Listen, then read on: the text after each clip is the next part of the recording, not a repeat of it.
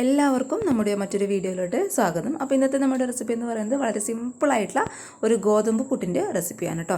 ഇതിപ്പോൾ പ്രത്യേകിച്ച് റെസിപ്പി ആയിട്ട് ഇടേണ്ടതുണ്ടോ എന്ന് ചോദിച്ചാൽ ഇടേണ്ടതായിട്ടുണ്ട്. കാരണം എന്താണെന്ന് വെച്ചാൽ പലർക്കും ഗോതമ്പ് പുട്ട് ചുടുന്ന സമയത്ത് കട്ടയായിട്ട് അല്ലാന്നുണ്ടെങ്കിൽ കറക്റ്റായിട്ട് ഇതുപോലെ സ്മൂത്തായിട്ട് നല്ല പൊടിയായിട്ടുള്ള ഗോതമ്പ് പുട്ട് നമുക്ക് കിട്ടാറില്ല. അപ്പോൾ ഈ ഒരു ടിപ്പ് ഉപയോഗിച്ചിട്ടില്ല എന്നുണ്ടെങ്കിൽ ഈ ഒരു ട്രിക്ക് ഉപയോഗിച്ചിട്ട് ഒരു തവണയെങ്കിലും ഗോതമ്പ് പുട്ട് ഇതുപോലെ ഒന്ന് ട്രൈ ചെയ്ത് നോക്കാം കേട്ടോ. എല്ലാവരും ചെയ്യുന്ന സിമ്പിളായിട്ടുള്ള മെത്തേഡ് തന്നെയാണ്, എന്നാൽ അറിയാത്തവർക്ക് ഒത്തിരി ഉപകാരമാവുന്നു വിചാരിക്കുന്നു. അപ്പോൾ ഇതുപോലെ ട്രൈ ചെയ്യാതെ ഉറപ്പായിട്ടും ഒന്ന് ട്രൈ ചെയ്ത് നോക്കുന്ന സമയത്ത് ഫീഡ്ബാക്ക് അറിയിക്കുക. പിന്നെ കണ്ടുകൊണ്ടിരിക്കുന്ന സമയത്ത് ഈ ഒരു വീഡിയോ ഇഷ്ടമാകുന്നുണ്ടെങ്കിൽ താഴെ കാണുന്ന ലൈക്ക് ബട്ടണിൽ ഒന്ന് ക്ലിക്ക് ചെയ്യണേ. പിന്നെ പുതുതായിട്ട് നമ്മുടെ ചാനൽ ആരെങ്കിലും കാണുകയാണെങ്കിൽ സബ്സ്ക്രൈബ് ചെയ്തിട്ട് സപ്പോർട്ടും കൂടി ചെയ്യട്ടോ.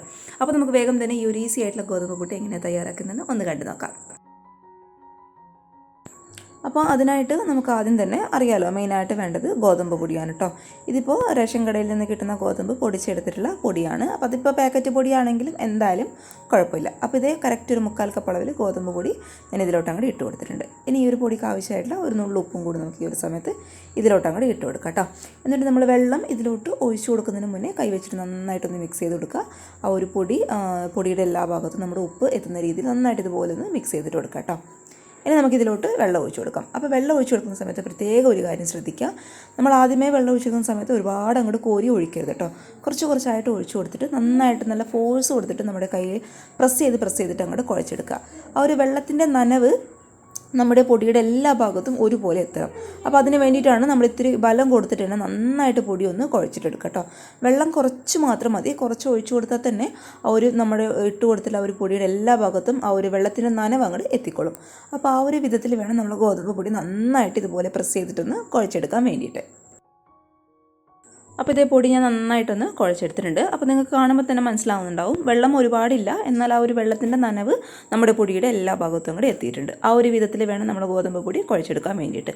ഇനി ഒന്നുമില്ല, വളരെ സിമ്പിളാണ്, എല്ലാവർക്കും അറിയാൻ പറ്റുന്ന മെത്തേഡ് തന്നെയായിരിക്കും. നമുക്ക് ഈ ഒരു പൊടി നല്ല ക്ലീനായിട്ട് കിടക്കുന്ന ഒട്ടും വെള്ളമില്ലാത്ത ഒരു മിക്സിയുടെ ജാറിലോട്ടും കൂടി ഇട്ട് കൊടുക്കാം കേട്ടോ. ഇതിപ്പോൾ ഇച്ചിരി കൂടുതലുള്ളതുകൊണ്ട് 2 ട്രിപ്പായിട്ട് ഞാൻ അടിച്ചെടുക്കുകയാണ്. ഇനി ഇത് പൾസ് മോഡിൽ ഇട്ടിട്ട് ഒറ്റ തവണ ഒന്ന് കറക്കിയെടുക്കുക കേട്ടോ. അപ്പോൾ ഇത്രയേ ഉള്ളൂ, നല്ല സ്മൂത്തായിട്ടുള്ള ഗോതമ്പ് പൊടി നമുക്ക് കിട്ടും കേട്ടോ. പിന്നെ മിക്സിയിൽ അടിച്ചെടുത്തതിന് ശേഷം പ്രത്യേകം ഒരു കാര്യം ശ്രദ്ധിക്കുക. ഈ ഒരു പൊടി എന്ന് പറയുന്നത് നമ്മുടെ കൈ വെച്ചിട്ട് ഒരുപാട് അങ്ങോട്ട് തൊടരുത് കേട്ടോ. അപ്പോൾ കൈ വെച്ചിട്ട് നമ്മൾ തൊടുന്ന സമയത്ത് ആ പൊടി പെട്ടെന്ന് അങ്ങോട്ട് കട്ട പിടിച്ചു പോകും. ആ ഒരു പശപ്പുള്ളത് കാരണം പെട്ടെന്ന് അങ്ങോട്ട് കട്ട പിടിച്ച് പോകാനുള്ള ചാൻസ് ഉണ്ട്. സ്പൂൺ വെച്ചിട്ട് മാത്രം പിന്നെയുള്ള പരിപാടികളൊക്കെ ചെയ്യും കേട്ടോ. നമ്മൾ സ്പൂൺ വെച്ചിട്ട് മിക്സിയുടെ മറ്റൊരു പാത്രത്തിലോട്ട് അങ്ങോട്ട് തട്ടി കൊടുക്കുക. അതേപോലെ നമ്മൾ ഇത് പുട്ടുകുറ്റിയിലോട്ട് നിറയ്ക്കുന്ന സമയത്തൊക്കെ സ്പൂൺ ഉപയോഗിച്ചിട്ട് മാത്രമേ തൊടാൻ വേണ്ടിയിട്ട് പാടുള്ളൂ. അപ്പോൾ ഇത് ഈ ഒരു പരുവത്തിലാണ് നമ്മൾ ഗോതമ്പ് പുട്ട് ചെയ്തെടുക്കുന്ന സമയത്ത് നമ്മൾ പൊടി നമുക്ക് കിട്ടേണ്ടത്. അപ്പോൾ മിക്സിയുടെ ജാറിലിട്ട് ജസ്റ്റ് പൾസ് മോഡിൽ ഒറ്റ തവണ മാത്രം, അത്രമാത്രം മതി. ഒരുപാട് അടിച്ചെടുക്കരുത്, നമ്മുടെ പൊടി പിന്നെ അങ്ങോട്ട് കട്ട പിടിച്ച് പോകും. അപ്പോൾ ഒറ്റ തവണ ഒന്ന് അടിച്ചെടുത്തിട്ട് നമുക്ക് മറ്റൊരു പാത്രത്തിലോട്ട് അങ്ങോട്ട് മാറ്റി കൊടുത്തേക്കാം. അപ്പോൾ കുറച്ച് തേങ്ങയും ഞാനിവിടെ പുട്ടുകുറ്റിയിൽ നനയ്ക്കാൻ വേണ്ടിയിട്ട് റെഡിയാക്കി എടുത്തിട്ടുണ്ട് കേട്ടോ. ഇനി ഒന്നുമില്ല, സാധാരണ നമ്മൾ പുട്ടുകുറ്റിയിലേക്ക് നനയ്ക്കുന്ന പോലെ ആദ്യം കുറച്ച് തേങ്ങ ഇടുക. അതിനുശേഷം പൊടി സ്പൂൺ ഉപയോഗിച്ചിട്ട് മാത്രം നമ്മൾ ഈ ഒരു പുട്ടുകുറ്റിയിലോട്ട് അങ്ങോട്ട് ഇട്ട് കൊടുക്കുക കേട്ടോ. അതൊക്കെ എല്ലാവർക്കും അറിയുന്നത് തന്നെയായിരിക്കും. ഇനി ആവി വരുന്നവരെ ഈ ഒരു പുട്ടുകുറ്റി നമുക്ക് നന്നായിട്ടൊന്ന് സ്റ്റീം ചെയ്തിട്ടെടുക്കാം കേട്ടോ. അപ്പോൾ ഇത്രയേ ഉള്ളൂ നമ്മുടെ ഗോതമ്പ് പുട്ട് എന്ന് പറയുന്നത്. ആ ഒരു പൊടി നനയ്ക്കുന്ന കാര്യത്തിൽ മാത്രം ഒന്ന് ശ്രദ്ധിച്ചാൽ മതി. നല്ല സോഫ്റ്റായിട്ടുള്ള അടിപൊളിയായിട്ടുള്ള പുട്ട് നമുക്ക് കിട്ടും കേട്ടോ. അപ്പോൾ ഇതുവരെയും ഇതുപോലെ ട്രൈ ചെയ്യാത്തവർ ഉറപ്പായിട്ടും ഒരു തവണ ഒന്ന് ട്രൈ ചെയ്ത് നോക്കുക. പിന്നെ നിങ്ങളിത് രാവിലെ എപ്പോഴും ഗോതമ്പ് പുട്ട് മാത്രമേ ഉണ്ടാക്കുള്ളൂ. കാരണം ഇങ്ങനെയുള്ള പുട്ട് ഉണ്ടാക്കുന്ന സമയത്ത് പ്രത്യേക ടേസ്റ്റാണ് ഇത് കഴിക്കാൻ വേണ്ടിയിട്ട്. ചൂടുള്ള പുട്ടൊക്കെ ആണെന്നുണ്ടെങ്കിൽ നമുക്ക് കറിയുടെ ആവശ്യമില്ല കേട്ടോ. തേങ്ങ കുറച്ച് ഇച്ചിരി ഇടുകയാണെന്നുണ്ടെങ്കിൽ ആ ഒരു തേങ്ങയും ഈ ഒരു പുട്ടും മാത്രം മതി നമുക്ക് കഴിക്കാൻ വേണ്ടിയിട്ട്. അത്ര ടേസ്റ്റാണ് കേട്ടോ. അപ്പോൾ എല്ലാവരും ഒന്ന് ട്രൈ ചെയ്ത് നോക്കുന്ന സമയത്ത് ഫീഡ്ബാക്ക് അറിയിക്കുക. പിന്നെ ഈ ഒരു ചാനലിലെ വീഡിയോസൊക്കെ കണ്ട് ഇഷ്ടപ്പെടുകയാണെന്നുണ്ടെങ്കിൽ സബ്സ്ക്രൈബ് ചെയ്യുക, സപ്പോർട്ട് ചെയ്യുക. പുതുതായിട്ട് നമ്മുടെ ചാനൽ ആരെങ്കിലും കാണുകയാണെന്നുണ്ടെങ്കിൽ മറക്കാതെ സബ്സ്ക്രൈബ് ചെയ്യുക കേട്ടോ.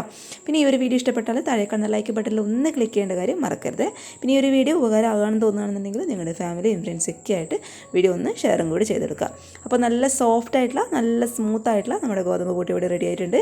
എല്ലാവരും ഒന്ന് ട്രൈ ചെയ്ത് നോക്കുക. നാളെ ഇതിനേക്കാൾ നല്ലൊരു വീഡിയോ ആയിട്ട് കാണും വരെ thank you for watching Simna's food world. By.